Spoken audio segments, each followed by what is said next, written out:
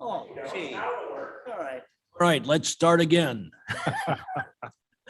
Good morning, everyone. It's now 9:03, and I'm Vern Tepe. I call to order the Public Service Committee meeting of Thursday, October 21, 2021. Can we have a roll call, please? Kobe, Opie's present. Online, yeah. Brown here. Leonard, Leonard here. Lewis, Lewis here. Shepro, Tepe, Tepe here. you have a quorum. Great. Sturgis here. Sorry, sir. Sturgis is there, yes. May I have a motion for the approval of minutes? Leonard moves. Brown will second. Any questions or comments?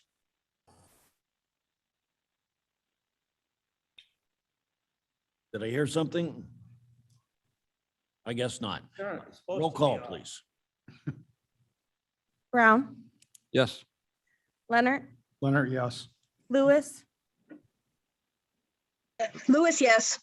Shepro, Sturgis, Sturgis, yes. Kobe, Copy, yes. Tepe, Tepe, yes. passes.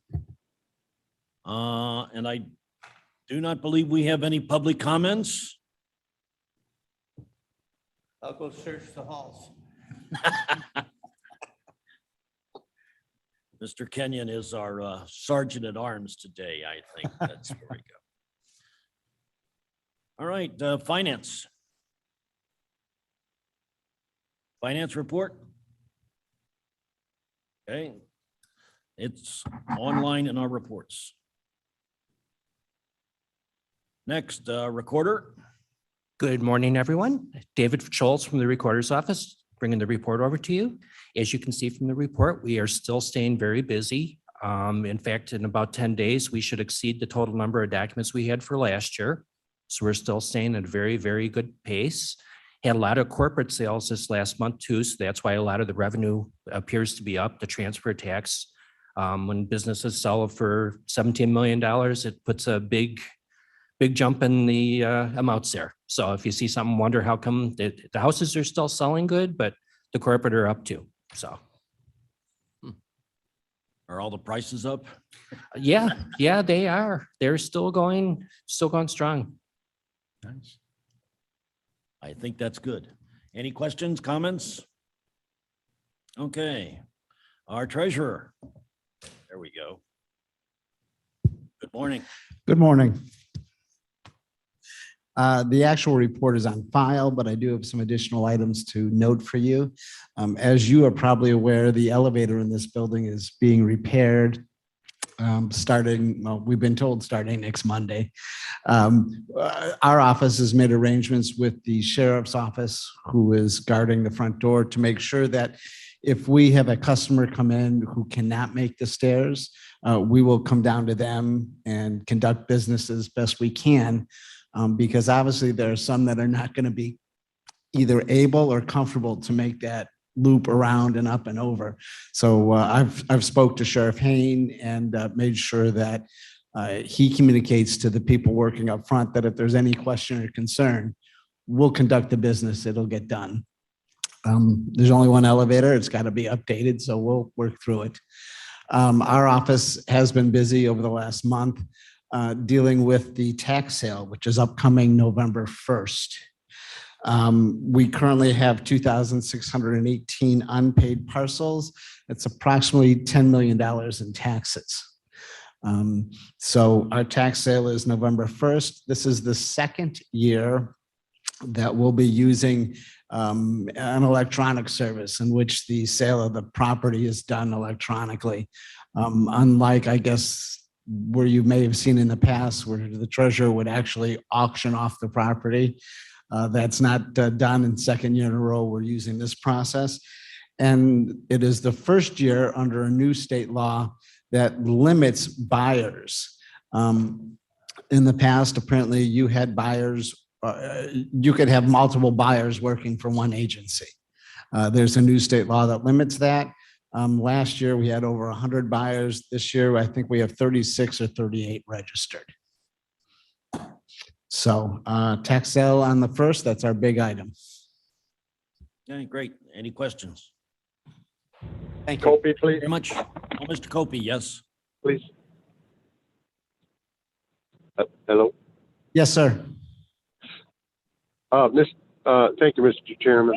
I was just curious, I've asked this question on several occasions. Is there a possibility we could create a pie chart on exactly what fraction of the properties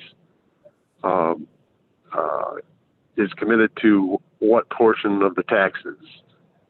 Is that a possibility? In other words, for example, I would like to know how many actual single-family homes are paying taxes and what portion of the tax is that? Is that a possibility? Well, I've had that question asked before, and I've worked with Mr. Armstrong in reference to that. And Mark, correct me if I'm wrong, but the properties are not necessarily designated or identified as such, correct? That's correct. The classification that would most line up with single family would be class 40. But class 40 is 1 through 6 family residential properties. Now, that's going to get us most of the way there, but it won't get us all the way there because we just simply don't maintain the information at the county level to that level of specificity. But if that's something you want, is how many class 40s make that up, that's a pretty easy calculation. I'd be happy to provide it with you. If you could send me an email telling me what years you would like to see that for, I can give you that information. Are you okay with that, All right. Mr. Copey? Well, I guess I have to be. If I could just get something crude, I don't care how crude it is. As long as we have some type of an idea of. This would be a very good picture. It'd be very close. It just wouldn't be precise. Okay, that'll be fine. Thank you. You're welcome. Thank you. Mr. Chairman, Sturgis here. Yes, sir. Mr. Mark, is Burgess? there any way that we can make that more precise for the future? Is that a big deal to do, to add the field into the computations, or? For the question is, can we break down class 40 further than that? The technical answer is yes, but it would require me to obtain all that information from the township assessors. And I don't know how they code it or if they code it consistently among the 16 townships. And then I would have to figure out we'd have to figure out a way to add that to DevNet, which would mean we would have to pay DevNet to alter their product to add a different field that we would be using only for this question. If that's something the county board would like to afford, I can see if I can get a price on that. I think that would be worth the effort. If it's $1,000, it's one thing. If it's $500,000, that's another thing. You know what I mean? I'm guessing it'll be more than 1,000, but I'm certain it'll be less than 500. There you go. Thank you so much. I appreciate that. All right, thank you. Well, while you're speaking, let's go on to our Supervisor of Assessments. I see you are on the road. I am on the road, and I thank you for indulging me with this way this morning, and I appreciate the expressions of sympathy that several of you have reached out and provided. My report is on page 26, or it begins on 26 of the packet, and you can see on the first 2 pages, we have an analysis of the assessment complaints that have been filed for the 2021 payable 2022 year. The numbers are broken down by township, and it shows a quadrennial change. We are the general assessment period that we're currently in started in 2019, and it runs through 2022. So we're in the 3rd year of that period. So a very reasonable measure would be, where was it 4 years ago in 2017, and what has happened since then? And that's what this chart shows, both by township and in a total number. You can see that in 2021, the total number of assessment complaint dockets. A docket is when a single taxpayer with a grouping of parcels together has filed. They may include more than one parcel number. A good example would be if a parcel has 2 different tax codes, meaning that they have a border between a taxing district that runs through the property. They have to be broken into multiple parcels for that. So the number of complaint dockets dropped to 824. That's a 33% decline from 1 year ago, but a 40% decline over the quadrennial period. For individual parcels, in other words, each individual tax parcel, the number dropped to 1,162. That's a 36% decline from a year ago and a 59% decline over the quadrennial period. Now, a good question here is, why has that drop taken place? Well, there's a couple of reasons.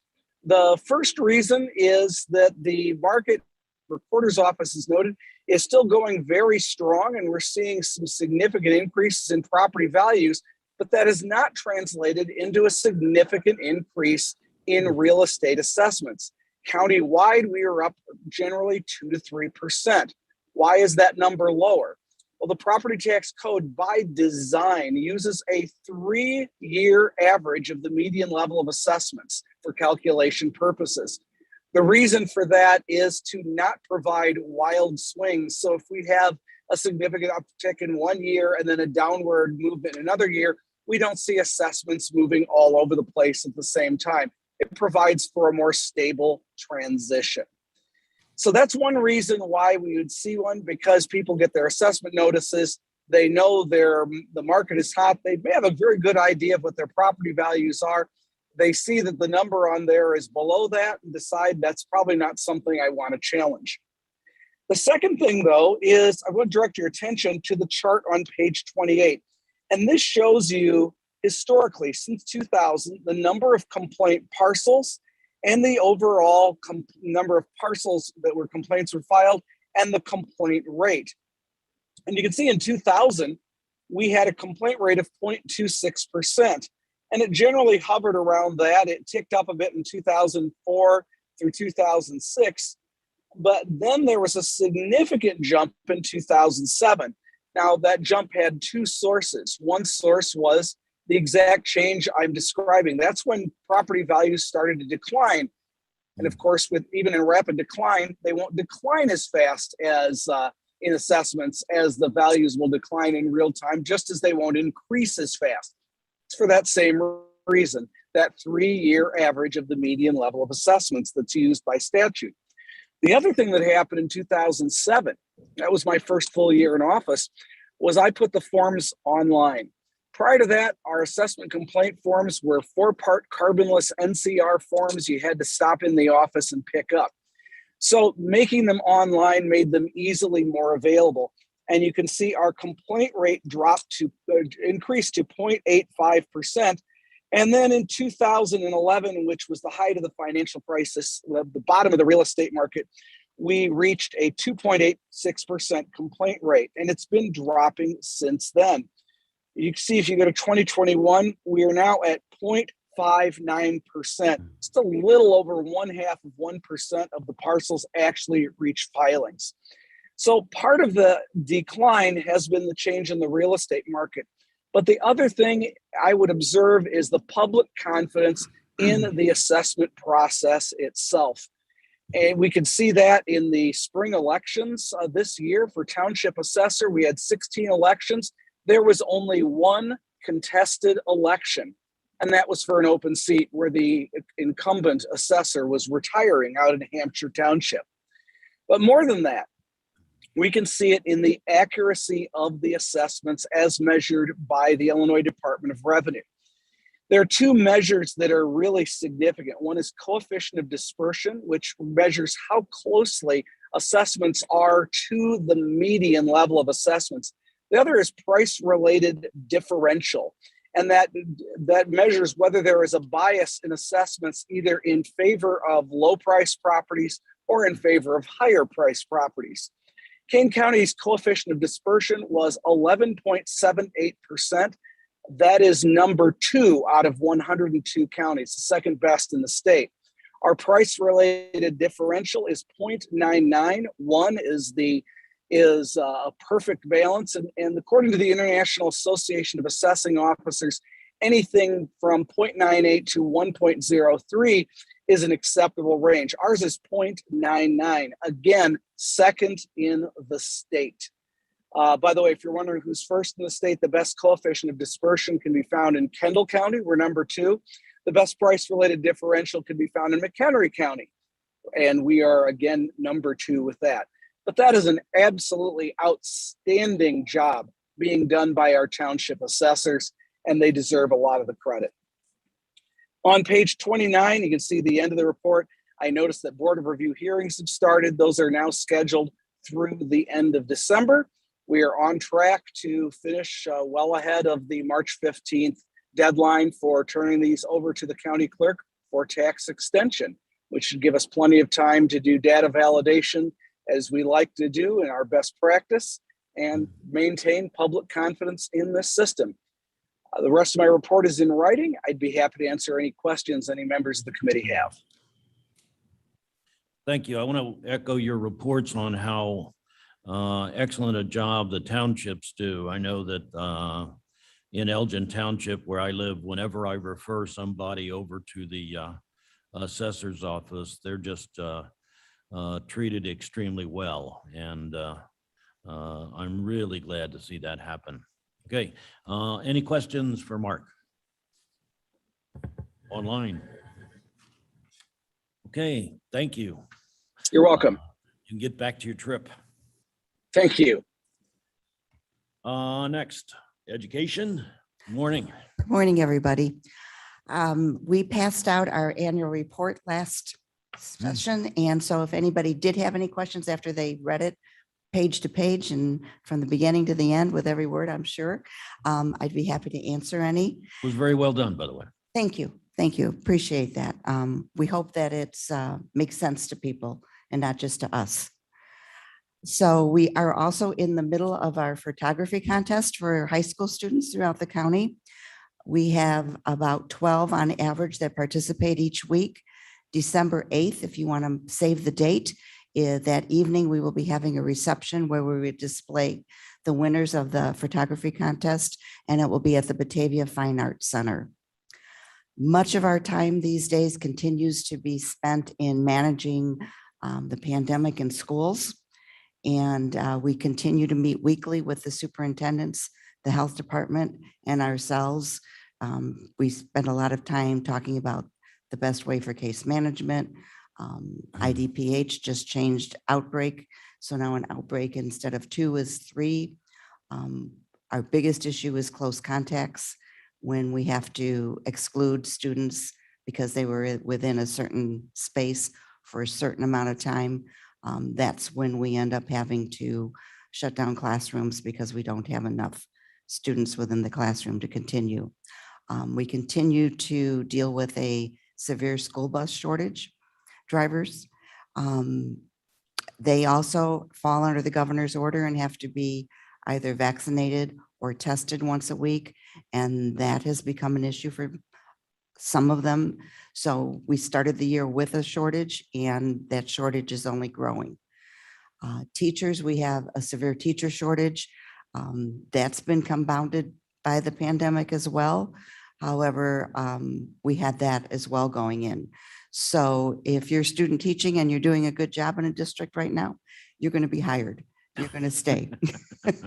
So the job market is looking good for you coming out now. Just a few years ago, kids would come out from college and they wouldn't be able to find a job. That's not the case anymore. In fact, for our office right now, we are down an English teacher out at the JJC. So we're looking high and low to try to find an English teacher to fill that position out there. So those are some of the things that we're working on. If you have any questions, I'm happy to answer them. Yeah, I'm sure we've all heard about the impact of the driver shortage virtually around the country on school Mhm. bus drivers. How are the districts dealing with it? How challenged are they? Have they had to cut off routes? Have they had to? Sometimes they have to consolidate routes. Bottom line, what it means is that kids are on the bus for longer periods of time. So that's what it means. They're getting them to school, they're getting them home again, but they're spending more of their day riding the bus. And do you have, don't want to put you on the spot necessarily, but are we talking about 50, 100, 200 people short? What, do you have any idea what the number might be? Varies each day. Yeah, Yeah, it depends on if they get quarantined or if they're, yeah. they're having an issue with the vaccine or with being tested. I'm sorry, And- didn't mean to throw a question at you. No, that's okay. And I don't mean not to answer your question Oh, I understand that, specifically. yes. It's just that it's difficult to put a number on it. Yeah, I understand. Okay, any other questions? Mr. Chairman. Yes, sir. Yes, just Leonard. one. Mr. Sanchez, with respect to the different school districts that you oversee, with respect to quarantining children when they are exposed, is that an individual school district decision or is it? No, and they're not quarantined unless the school district cannot quarantine. So the governor's order back in August clarified that. And there was a huge misunderstanding about what terminology, and terminology is everything. Yes. So only the health department can quarantine. The school district cannot quarantine. However, based on the health department's recommendations, they can exclude. So they are excluding based upon the health department recommendations. The school districts are Mhm. excluding? Mhm. So each school district can exclude or include? No, they have to follow the health department's recommendation, is the and they're quar- the same across the board. And what is the quarantine period then through the health department for? children? Okay, and again, it depends. Okay. There are some districts that are doing what's called test to stay. So if you are excluded and and you have participated, you have to test to stay as a program where you are tested on days 1, 3, 5, and 7. If you have been determined to be a close contact and you want to stay in school. Not every family participates in test to stay. That's a voluntary program. So if you are participating in test to stay and you're identified as a close contact, you are not excluded. You are left in school and you are tested on days 1, 3, 5, 7. Okay. Well, thank you very much. I know it's kind of complicated. It's very complicated. Thank you. Lewis online, can I have a question? Ms. Lewis. Thank you. Good morning. Good morning. Just this morning, I was reading in my Kane County Connect about this Safe to Help Illinois. Mhm. Okay. Are our schools participating or going to participate in that? Sounds like Yes. it's a really good resource. Yes, it is. It's a very good resource. We've been talking about it with all 9 districts for a while now, and they're all in the process. Okay, awesome. Can you just let us know when they're all involved? Sure. Okay, because I think it's really important. I mean, it looks like a great resource, and I know the mental health aspect and any help we can get from anybody is great. So I just want to make sure that they're all participating. Thank you. Sure. No problem. All right, thank you. Any other questions? Thank you. Thank you. And last but not least, our county clerk. Oh, there you are over there. Mr. Pollock. Good morning, everyone.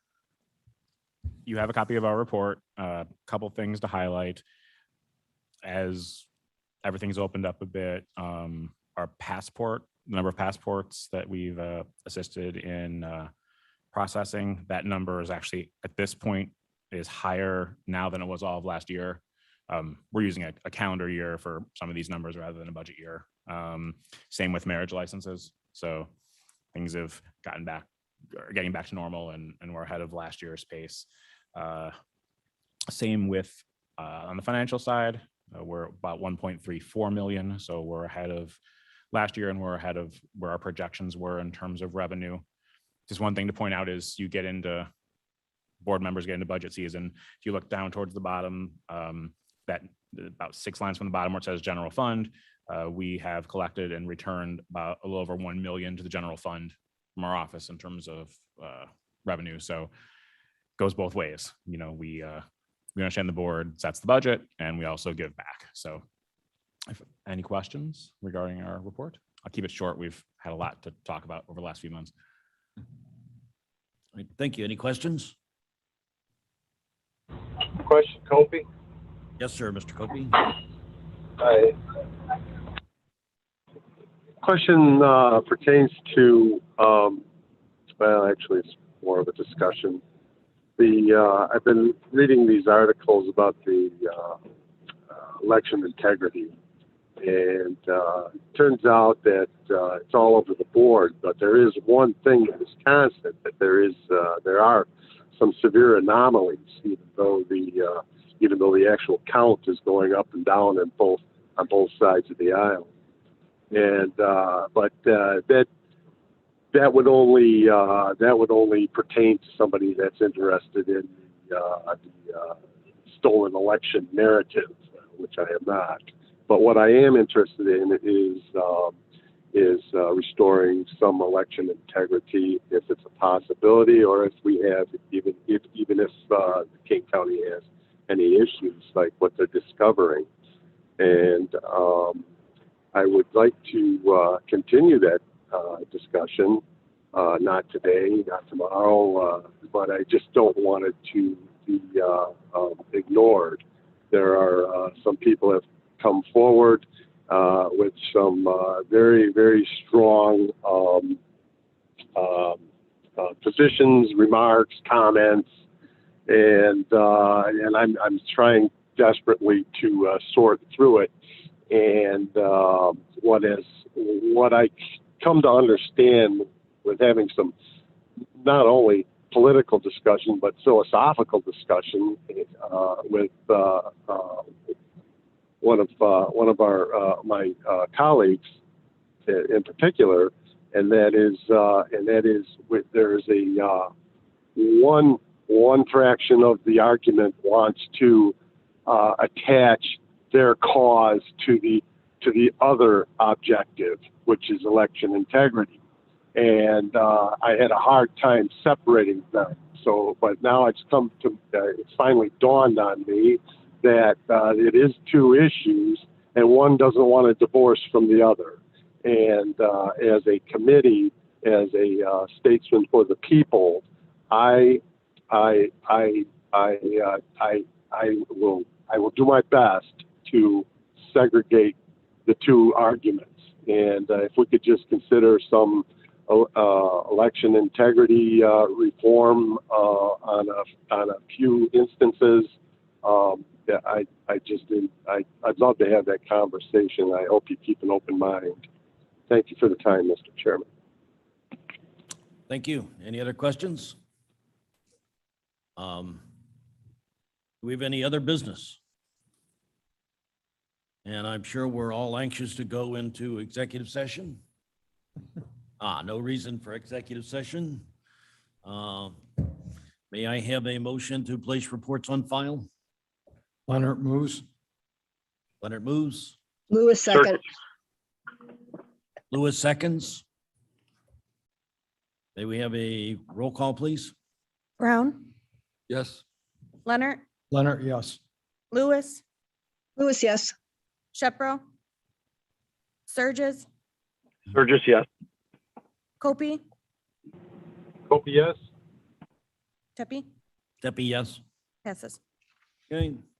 And in honor of Mr. Kenyon being here, we'll ask Mr. Leonard to put forward a motion to adjourn. Leonard moves to adjourn.